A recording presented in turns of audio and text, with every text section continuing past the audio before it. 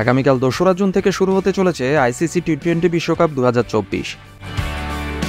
এবারে টি-20 বিশ্বকাপের আয়োজক দেশ হচ্ছে ইউএসএ এবং ওয়েস্ট ইন্ডিজ।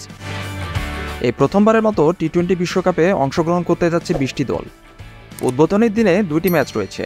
প্রথম ম্যাচে মুখোমুখি হবে ইউএসএ এবং কানাডা। দ্বিতীয় ম্যাচ খেলবে ওয়েস্ট ইন্ডিজ এবং পাপুয়া নিউ গিনি। গ্রুপ পর্বের সবচেয়ে বড় ম্যাচ ভারত এবং পাকিস্তান বনাম ম্যাচটি অনুষ্ঠিত হবে জুনের ৯ তারিখ। বাছাই পর্ব পেরিয়ে আসা দলগুলি সহ মোট ২০টি দলকে ৪টি গ্রুপে ভাগ করা হয়েছে, যেখানে প্রতি গ্রুপে ৫টি করে দল থাকবে।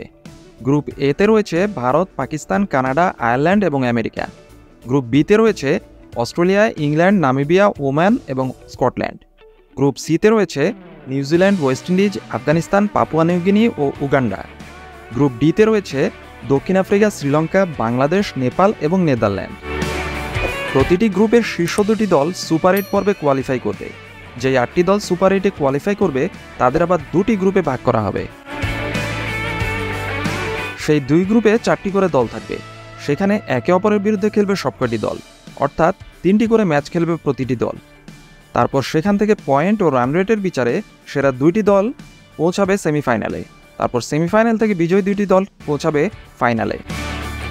লিগ পর্বে কোনো ম্যাচে বৃষ্টি হলে কমপক্ষে ৫ ওভার করে খেলা হলেই ফলাফল পাওয়া যাবে, আর নকআউট পর্বে সেটা ১০ ওভার, অর্থাৎ ন্যূনতম ১০ ওভার করে খেলা হলেই ফল নির্ধারণ করা যাবে। আর লিগ পর্বে খেলা ভেস্তে গেলে পয়েন্ট ভাগাভাগি হবে।